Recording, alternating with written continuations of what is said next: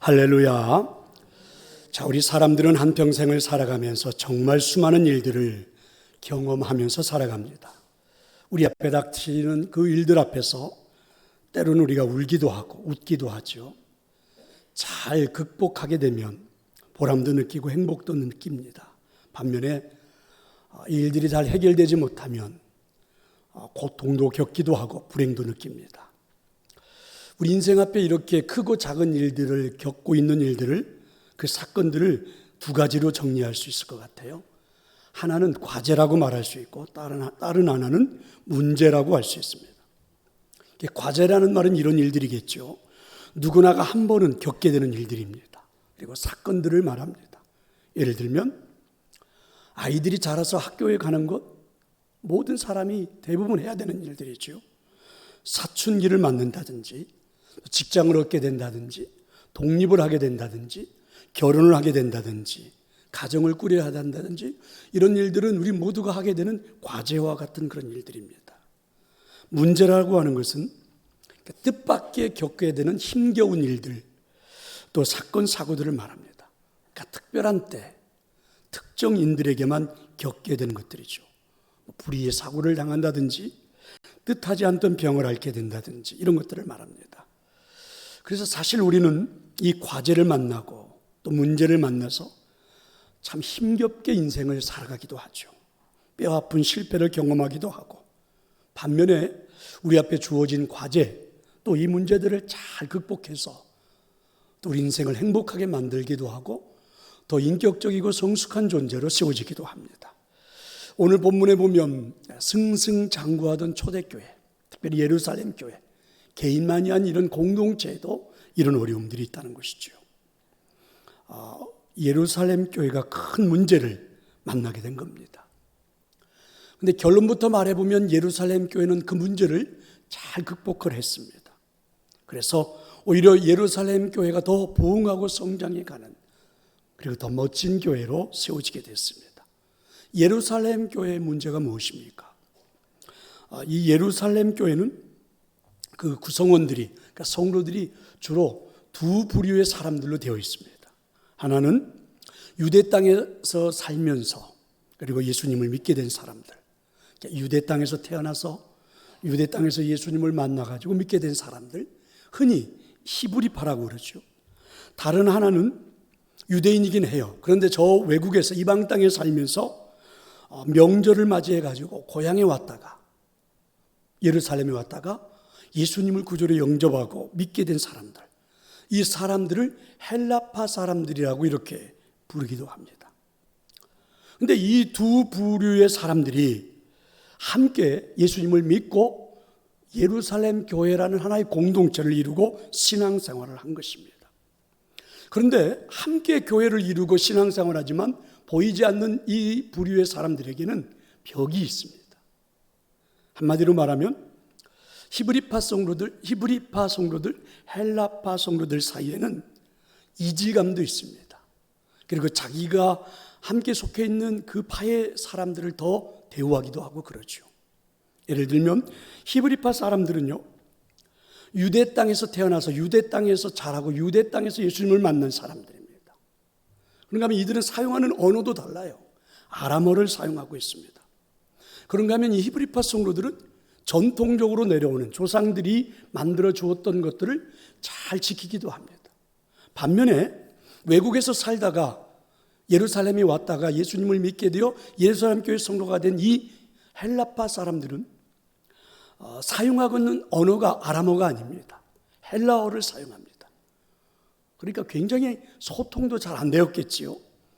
이들은 대부분 그 아람어를 잃어버렸습니다. 모국어를 잃어버린 겁니다.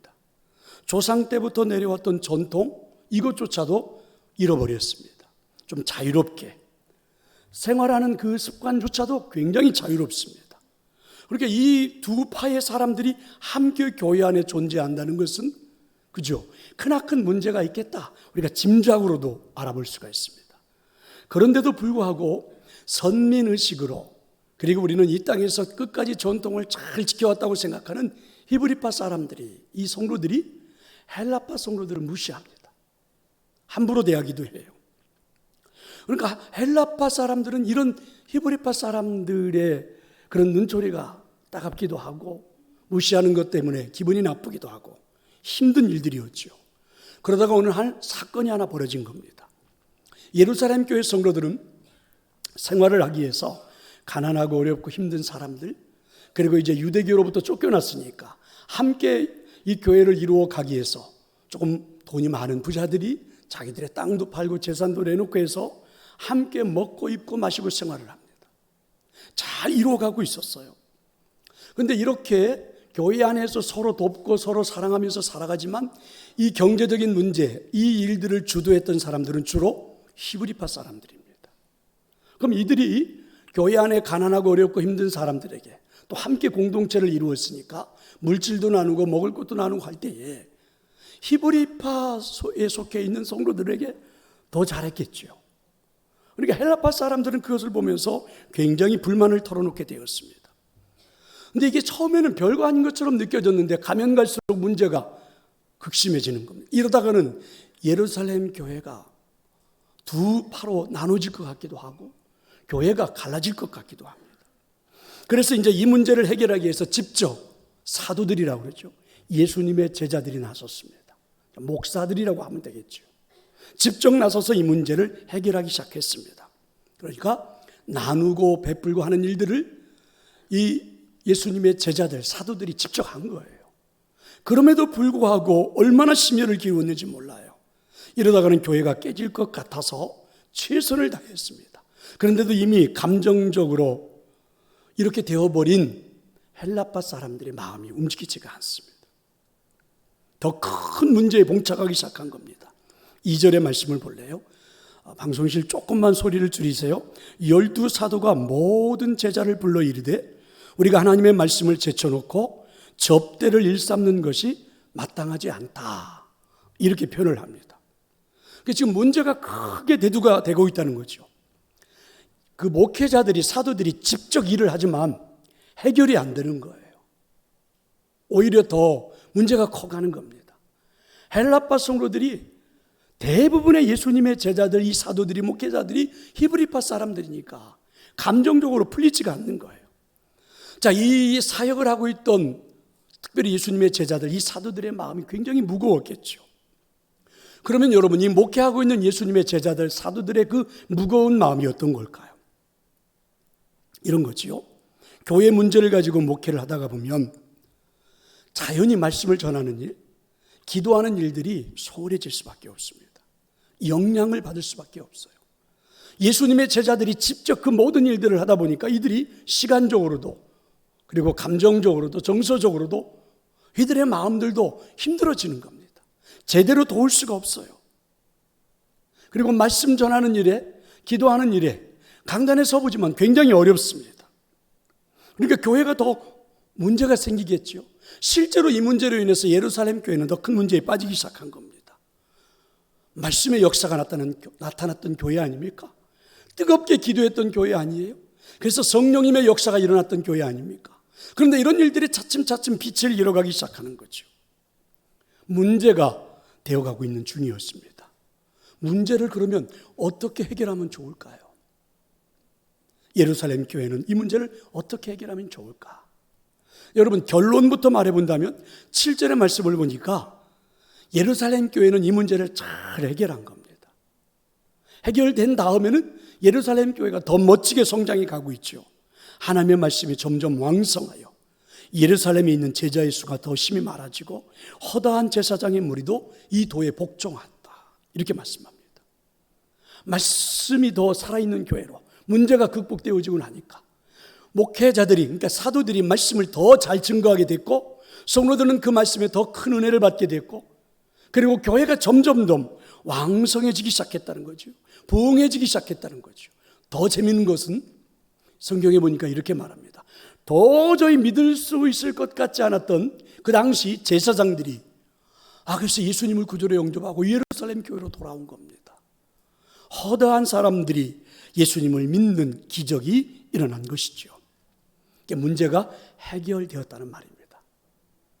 자, 그러면 예루살렘 교회는 이 문제를 어떻게 해결한 것입니까? 어떻게 이 문제를 해결했을까요? 자, 여러분 6절의 말씀이에요. 6절의 말씀을 우리 같이 한번 읽어보겠습니다. 사도들 앞에 세우니 사도들이 기도하고, 잘못 제가 본 것 같습니다. 6절이 아니고요. 이거죠. 4절입니다. 4절. 잘못했어요. 4절. 다시 한번 읽어봅시다. 우리는 오로지 기도하는 일과 말씀 사역에 힘쓰리라. 사도들의 결단입니다. 한마디로 말하면 사도들은 우리 다시 처음 예루살렘 교회가 시작했던 본질로 돌아가자. 본질을 회복하자. 이게 바로 이 길을 극복하는 원리라고 믿은 것입니다. 성도 여러분, 우리 현수막에 써있듯이 올 한해 우리가 함께 기도하듯이 2023년 동산교회 표현은 말씀으로 돌아가는 교회입니다. 올해 우리는 이런 주제를 가지고 한 해를 출발했지요. 본질을 생각하자는 것입니다. 자, 이렇게 해서 딱 전반기 6개월이 지나는 마지막 주일입니다. 이 다음 주부터는 이제 7월이 시작돼요. 우리가 하반기를 시작을 해야 합니다. 그럼 여러분, 전반기도 저와 여러분 함께 이 제목을 놓고 기도하면서 교회를 잘 섬겼고 성도들을 섬겼고 이끌어왔습니다. 이제 우리도 하반기에 더 멋지게 우리 교회를 이끌어가기 위해서 저는 오늘 이 말씀을 다시 한번 설교합니다. 첫 주에 했던 설교, 오늘 여러분과 함께 이 말씀을 가지고 다시 만나게 된 것입니다. 말씀으로 돌아가는 교회. 저는 이 말씀과 함께 예루살렘 교회가 문제가 해결된 것처럼, 그래서 본질로 돌아간 것처럼 올 한 해 우리 동산교회가 이 본질이 회복되어지고 하반기도 여러분이 더 행복해지는 교회 생활이 될 수 있기를 축원합니다. 예루살렘 교회는 어떻게 세워진 것입니까? 말씀이잖아요. 주는 그리스도시요 살아계신 하나님의 아들이십니다. 이렇게 신앙을 고백했던 베드로 제자들의 신앙의 고백 위에 주님이 말씀하셨어요. 내가 이 반석 위에 신앙의 고백 위에 교회를 세우리라. 이렇게 해서 교회가 시작이 됐죠. 그리고 여러분, 예수님이 부활하신 다음에 엠마오로 돌아가던 제자들을 만나서 그들에게 말씀을 설명해 줄 때에 그들의 가슴이 뜨거워지면서 뿔뿔이 흩어졌던 그들이 다시 예루살렘 교회로 모여 하나의 공동체를 만들었죠. 말씀으로 부활한 성도들이 하나의 체험을 하게 된 거죠. 그래서 교회 형체가 드러났습니다. 그리고 예수님이 그들에게 말씀하셨죠. 예루살렘을 떠나지 말고 기다리라. 그렇게 해서 이들은 말씀으로 성령의 충만한 역사를 체험하고 사람들 앞에 선 것입니다. 한마디로 말해보면 예루살렘 교회는 하나님의 말씀으로 기초가 되었고 형체를 갖추었고 사람들 앞에 세워지게 된 것입니다. 이렇게 시작했던 예루살렘 교회, 승승장구하던 교회, 수없이 많은 핍박, 어려움, 이 모든 것들을 잘 견뎌내고 멋진 공동체를 이루었던 이 예루살렘 교회가 지금 큰 문제 앞에 봉착한 거죠. 교회가 두 쪽으로 나누어지게 생겼어요. 흩어지게 생겼어요. 더 이상 힘을 잃어버리게 생겼어요. 이때 여러분, 제자들이 생각한 겁니다. 교회들이 생각한 거죠. 예루살렘 교회 성도들이 생각한 겁니다. 본질로 돌아가자. 원래 우리 교회 하나님이 말씀하셨던 교회 모습으로 돌아가자. 그래서 그게 바로 말씀으로 돌아가는 교회였습니다. 본질로 돌아가자. 본질로 돌아가는 것은 말씀이 중심이 되어야 되지 않는가? 말씀을 위해서 기도하는 일이 중심이 되어야 되지 않는가? 예루살렘 교회 모든 공동체가 함께 생활하기 위해서 구제하는 일들이 필요했지만 이 구제하는 일들 때문에 교회가 깨어지는 건 있을 수 없는 일들이다. 구제하는 일보다 더 중요한 것, 구제하는 일 때문에 제자들이 분주해지고 바빠지고, 그리고 구제하는 일 때문에 교인들이 마음이 상하고, 구제하는 일 때문에 사람들의 갈등이 생기는 것보다는 원래의 본질로 돌아가 하나님의 말씀을 회복해보자. 이게 바로 여러분 예루살렘 교회가 문제를 해결하는 방법이었습니다. 한 그리스도인의 간증이죠. 사업이 실패를 했습니다. 매우 괴로워서 태종대 자살 바위를 찾아갔다고 그러죠.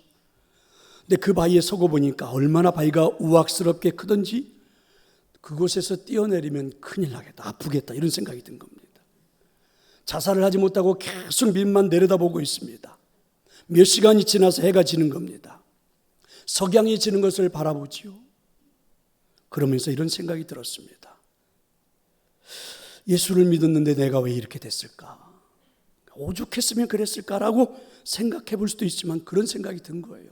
그때 하나님이 자신의 마음속에 이런 질문을 던지는 것 같더래요. 너는 왜 사니? 돈 때문에 사는 거니? 돈이 내 인생의 목적이니? 이때 이분은 대답을 했습니다. 하나님 무슨 말씀하십니까? 제가 믿음은 좀 적지만 그래도 그리스도인인데 어떻게 제가 돈을 목적으로 살겠습니까? 그것은 아니에요. 하나님께서 다음 질문을 하시더래요. 그러면 너 왜 죽으려고 하는 것이니? 지금 돈 때문에 죽으려고 하는 것 아니니? 이 사람은 깜짝 놀랐다고 그러죠. 사업에 휘말려서 문제만 보니까 너무 괴로워서 그래서 자살하려고 했는데 그가 자살바위에 가서 깨달은 것은 인생의 본질을 다시 본 겁니다. 그렇구나. 내가 돈 때문에 이 땅에 태어난 것이 아니구나. 그까지 사업 망했다고. 그러면 아파트 다 처분하고 사글세방으로 들어가면 어떤가? 하나님이 아직도 내게 건강을 주셨으니 감사하고 가족 식구들이 있으니 살아보세요. 이런 마음이었어요. 그래서 이분은 완전히 거듭나서 돌아왔다고 그러죠. 인생에 하루아침이 그렇게 달라질 수가 없더라는 것입니다. 본질을 깨닫고 나니까 그렇지, 내가 돈 때문에 사는 것이 아니지, 이거 하나 깨닫고 나니까 인생이 달라진 거죠. 여러분, 예루살렘 교회는요, 구제하기 위해서 존재하는 교회는 아니잖아요. 말씀으로 인해서 교회가 든든하게 세워졌고 그 교회 안에 있는 성도들을 돌보기 위해서 구제가 있었던 거죠. 그래서 교인들과 대부분의 사람들이 먼저 말씀을 회복하고 돌아간 겁니다.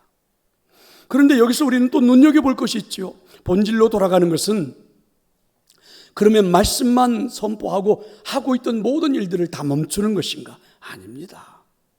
말씀으로 돌아가고 기도로 돌아가는 것은 이제 사도들이 잘 감당을 하고, 그렇죠? 유대교 공동체보다도 더 멋진 공동체 예루살렘 교회를 세웠으니까 이 일들은 사람들을 세워서 잘 한번 운영을 해보자. 무슨 말씀입니까? 이제 사역의 역할 분담입니다.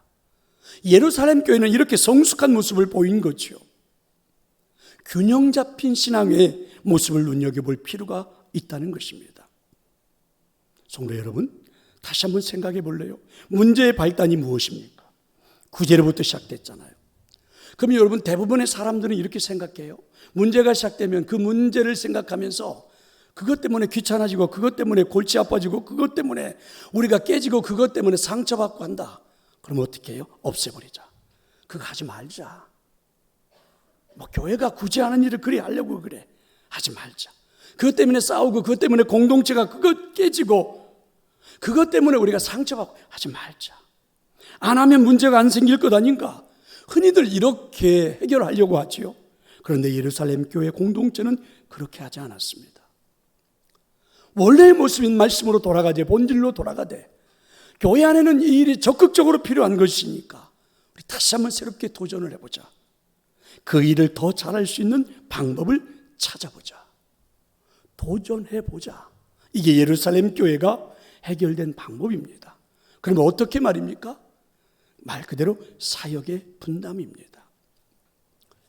자, 그런데 이제 오늘 우리가 이 말씀 속에서 깊이 한번 생각해 볼 수 있는 것은요, 서로가 사역을 분담해서 제자들과 목회자들과 교인들이 사역을 분담해서 하기 위해서는 한마디로 이런 믿음도 필요합니다. 균형 감각이죠. 성도 여러분, 다양한 사람들이 모여 공동체를 이룬 그 교회는 문제가 없을 수가 없습니다. 교회 안에는 언제나 문제가 있지요. 생각해 볼래요? 여러분, 이 교회 안에는 보수적인 사람들도 있습니다. 이 안에는 진보적인 성향을 갖춘 사람들도 있습니다. 이 중에는 여러분 열정적인 사람도 있는가 하면 냉소적인 뒷전에 물러나서 비판하는 사람들도 있습니다. 여기에는 여러분 처음 우리 교회 오신 분들, 교회 오신 지 얼마 되지 않은 분들도 있지만 창립 때부터 신앙생활을 해서 여기까지 오신 분들도 있습니다. 이 자리에 예배를 같이 드리고 함께 신앙생활하지만 성경을 중심으로 영혼 구원이 중요하다고 선교하는 일, 전도하는 일이 중요하다고 외치는 사람이 있는가 하면 빵의 문제, 사회 구조적인 문제가 해결되지 않으면 영혼 구원이 무슨 소용이 있느냐고 외치는 사람들도 있어요. 무슨 말입니까? 문제가 없을 수는 없다는 것입니다. 중요한 것은 이 문제를 해결하기 위한 균형 감각이죠. 그런 신앙을 소유한 게 바로 예루살렘 교회 성도들의 모습이었다는 것이죠. 내가 진보적인 사람이라 보수적인 사람을 배척하는 것은 문제 해결이 아닙니다. 내가 열정적인 사람이라 냉소적인 사람을 배제할 수는 없다는 말이겠죠. 오랫동안 이 교회를 섬긴 사람이라 새로 나온 사람들을 무시하고는 교회를 이룰 수가 없지요. 이 모든 문제를 해결하기 위해서는 배제하지 않는 겁니다. 없애버리지 않는 것이죠. 무시하지 않는 겁니다. 오히려 균형 잡힌 신앙으로 문제를 보기 시작하는 것이죠. 더 적극적으로 예루살렘 교회는 문제를 해결하기 위해서 도전을 한 거죠. 이렇게 해서 이 길을 극복했던 것입니다. 성도 여러분, 참 많은 이야기들 우리는 세상에 나가면 듣습니다. 저도 목회자들끼리 모이는 모임에 가보면, 그리고 교회들의 여러 가지 일들이 모여지는 그러한 모임에 가보면 늘 나오는 이야기가 이런 거예요. 한국 교회가 위기다. 여러분, 한 주간 살아오는 동안에 TV 뉴스를 켜기만 하면 우리나라가 경제적인 큰 위기가 다가왔다고 이야기합니다. 만나는 사람마다 큰일 날 것 같은 경제적인 위기를 말해요. 또 이야기를 하다 보면 개인적으로도 사람들마다 다 자신의 삶이 위기라고 말을 해요. 그런데 여러분, 이 말씀들이 틀렸다는 말이 아니라 저는 이런 생각이 듭니다. 언제 우리 인생에 위기가 없었던 적이 있던가? 우리 개인의, 우리 나라의, 여러분 우리 교회에 위기가 없었던 적들이 있었더냐 하는 것입니다. 다시 한번 생각해 볼까요? 걱정하지 마십시다. 저와 여러분에게는 하나님이 계시지 않습니까? 우리는 할 수 있는 힘이 있지 않습니까? 여러분, 나에게 능력자 하나님 아버지가 계시고 지금까지 모든 이 길을 극복하며 여기까지 살아온 성실한 삶이 있다면 여러분, 무엇이 문제입니까? 할 수 있습니다. 적어도 우리가 이렇게 여러분 균형 잡힌 신앙을 소유할 수만 있다면, 위기인 것도 사실이고 문제가 있는 것도 사실이지만 하나님이 은혜 주셔서 그 문제를 이기고 여기까지 올 수 있었다는 신앙의 균형 잡힌 시각만 가질 수 있다면, 그런 믿음만 가질 수 있다면 사실은 문제는 아무것도 아니잖아요.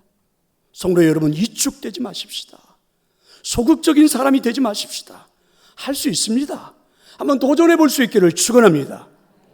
예루살렘 교회는 이렇게 균형 잡힌 그 신앙의 시각으로 극복을 한 것입니다. 그래서 이들은 구제하는 일을 더 잘할 수 있도록 사역을 분담한 겁니다. 그래서 사도들은 설교하는 일에 매진하기로 했고, 구제하는 일은 직분을 맡겨서 문제를 해결하기 시작한 것입니다.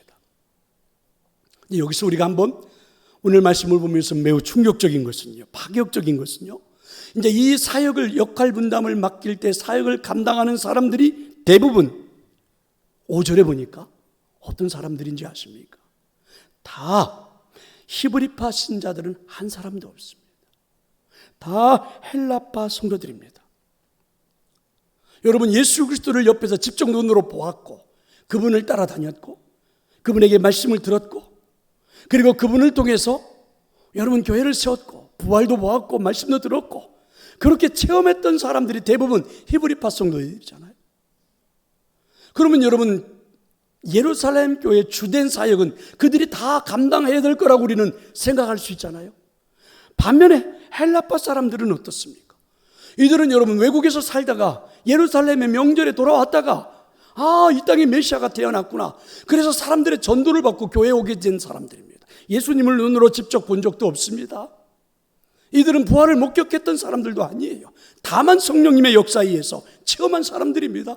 그렇게 헬라파 사람들인데, 여러분, 히브리파 성도들이 이 헬라파 사람들에게 다 양보를 했어요. 앞으로 공개하는 일들, 구제하는 일들은 누가요? 헬라파 성도들이 감당하라. 그게 오늘 우리가 보고 있는 5절에 나오는 사람들의 명단입니다. 여러분들 생각할 때는 간단한 것 같죠? 그렇지 않습니다. 잘 보실래요? 지금부터 여러분 헬라파 성도들이, 헬라파 사람들이 맡는 일들은 돈에 대한 일입니다. 재산에 대한 문제예요. 성도들이 여러분 3만 명 가까이 모였다 하니까 많은 사람들이 재산을 팔고 땅을 팔고 해서 교회에 헌금을 했으니까 여러분 예산도 만만치가 않았을 것 같아요. 왜냐하면 그들이 다 먹고 마시고 함께 생활을 해야 되고 돈들도 함께 나눠줘야 되니까 수없이 많은 일들이 관련되어 있는 겁니다. 재산에 대한 문제입니다. 물질에 대한 문제예요. 큰 양보가 아닐 수가 없습니다. 문제의 해결 포인트가 바로 이것이죠. 양보였습니다. 그러니까 히브리파 성도들이 모든 기득권을 다 내려놓고 헬라파 성도들에게 그 역할을 다 맡겨버린 것입니다. 양보한 것이죠. 2000년 27회 시드니 올림픽 경기에서 훈훈한 이야기 하나가 있습니다. 태권도 80kg 이상에서 우승한 김경훈 선수가 있었습니다. 금메달을 따고 난 다음에 각계에서 받은 격려금 5천만 원을 동료들과 함께 나누는 이야기였어요. 내용을 들여다보니까 실제로 이 80kg 선수로 대표로 선발되었던 사람은 김경훈 선수가 아니라 김재경 선수였다고 그러죠. 그런데 이 선수가 훈련을 하는 가운데 올림픽 경기를 바로 코앞에 두고 몸에 약간의 이상 증세가 생겼다는 겁니다. 허벅지 쪽에 근육에 대한 문제가 생긴 거예요. 그러자 이 선수는 얼른 협회에다가 알렸고, 그리고 이 협회에서는 이 김재경 선수 대신에 김경훈 선수를 출전시킨 겁니다. 여러분, 올림픽 선수로 나가는 것은 평생에 한 번 있을까 말까 하는 기회입니다. 거기에 나가면 출세도 되잖아요. 명예가 있고 돈도 보장이 됩니다. 그럼 여러분, 이 김재경 선수가 그냥 숨기고 선수로 가서 경기를 뛸 수도 있잖아요. 막 쩔뚝거리고 막 이러는 게 아니니까. 그런데 이 김재경 선수는 자신보다는 나라를 생각했고, 그래서 양보했습니다. 그뿐만이 아닙니다. 이 김재경 선수가 그동안 준비해 놓았던 모든 자료를 김경훈 선수에게 다 넘겨주고 비디오 내용도 분석해서 함께 도와주었습니다. 이렇게 해서 이 김경훈 선수가 금메달을 딴 겁니다. 그랬더니 김경훈 선수는 감사하는 마음으로 금메달을 딴 다음에 그에게 들어왔던 그 모든 상금들을요, 이 김재경 선수에게 치료비로 도와주었고, 그리고 그가 유학할 수 있도록 학비도 보태주었다고 그러죠. 양보였습니다. 여러분, 모두가 다 자기 기득권을 주장하면 결국은 망하지요. 반면에 양보하면 살 수 있다는 거 잘 알고 있습니다. 오늘 성경의 예루살렘 교회는요, 그죠? 히브리파 성도들이 양보한 거죠. 헬라파 사람들에게. 그랬더니 여러분, 성경에 보십시오. 히브리파 성도들이 양보한 그 모든 재산에 대한 것들을 헬라파 성도들이 받아가지고 자기들의 파에 속해 있는 사람들만 도와줍니까? 히브리파 사람들을 무시합니까? 히브리파에 속해 있는 과부들을, 가난한 사람들을 외면합니까? 아니에요. 그 뒤에 한 번도 그런 문제가 없습니다. 그렇다고 여러분, 헬라파 성도들이 우리가 기득권을 갖게 된 것은 투쟁을 해서 얻었다 이렇게 생각합니까? 아니에요. 오히려 우리는 섬길 기회가 찾아왔다고 생각했던 것입니다. 사랑하는 성도 여러분, 어느 때보다도 지금 우리에게 필요한 것은 무엇입니까? 저와 여러분은 하나님의 말씀을 들어야 합니다. 아멘. 하나님의 음성을 들어야 우리는 살아갈 수가 있습니다. 이 어렵고 힘든 이 세상에서 하나님의 음성이 내게 들려오지 않고서는 우리는 꿈을 꿀 수가 없습니다. 하나님의 말씀으로 세임을 얻지 않고서는 우리의 삶에 일어난 모든 일들에 도전할 수가 없습니다. 하나님의 말씀을 듣지 않고서는 나의 악한 본성을 잠재울 수도 없습니다. 내 인생에 하나님의 말씀이 아니면 모든 것들은 불가능합니다. 그러면 여러분, 저와 여러분이 함께 섬기고 있는 이 동산교회에 하나님의 말씀이 울려 퍼지고, 그리고 여러분, 이 하나님의 말씀이 우리 모든 성도들의 영혼을 사로잡고 이끌어 가기 위해서는 우리 교회는 어떻게 해요? 사랑을 담보로 하는, 양보를 담보로 하는 신앙의 균형 감각을 갖는, 오히려 예루살렘 교회처럼 사역의 역할 분담이 필요하지 않을까요? 문제가 된다고 여러분, 교회가 해야 하는 일들을 없앨 수는 없습니다. 교회는 선교를 해야 하는 공동체지요. 서로 섬겨야 하는 공동체입니다. 그리고 교회는 사랑의 공동체입니다. 이 일들이 잘 이루어질 때에 여러분, 이 세상 밖에 있는 이웃들에게 희망이 되어주고 그들에게 꿈이 되어질 수 있지요. 근데 여러분, 이 일들은요, 역할 분담이 되지 않고서는 감당할 수가 없습니다. 이 역할을 잘 감당했던 교회가 예루살렘 교회예요. 그래서 그 교회는 점점 더 왕성해져 갔다는 이야기입니다. 2023년 말씀으로 돌아가는 교회, 바로 본질로 돌아가는 교회의 주제를 가지고 출발했습니다. 이제 여러분, 우리는 후반기를 시작을 해야 합니다. 하나님이 기름 부어 세워주신 우리 장로님들이요, 장로님들의 역할이 있습니다. 하나님이 여러분에게 은혜 주셔서 세워주신 안수집사님, 권사님들의 역할이 있죠. 목자의 역할도 있습니다. 아이들의 영혼을 가르쳐야 하는 교사들의 역할, 또 여러분 한 부서를 이끌어서 성도들을 섬겨야 하는 부서장들의 역할, 저처럼 함께 성도들을 이끌어가야 할 교역자들의 역할도 있습니다. 이 모든 사역의 분담이 잘 이루어져야 되겠지요. 물론 균형 감각도 있어야 되고, 사랑을 담보로 하기도 해야 되고, 때로는 양보도 해야 되고. 왜요? 우리 교회 안에 뭐가 움직이기 위해서? 말씀이 살아 움직이기 위해서입니다. 여러분, 무슨 이야기지만 제가 5월 달에 몇 주 쉬고 나니까 설교를 더 잘하는 것처럼 보여지지 않습니까? 필요합니다. 역할 분담이 필요하죠. 혼자 할 수는 없습니다. 함께 여러분 사역의 분담이 잘 이루어질 때 교회는 생동감이 나타나기 시작하겠죠. 저는 2023년 후반기를 기대합니다. 물론 우리 모든 성도들이 함께 기대하고 출발할 줄로 믿습니다. 성도 여러분, 말씀으로 돌아가는 교회, 본질로 돌아가는 교회. 그래서 하반기에는 우리에게 모두가 하나님의 생명의 말씀이 우리 영혼을 사로잡을 수 있도록 함께 이 모든 역할을 잘 감당하고 사역하는 여러분이 될 수 있기를 간절히 축원합니다.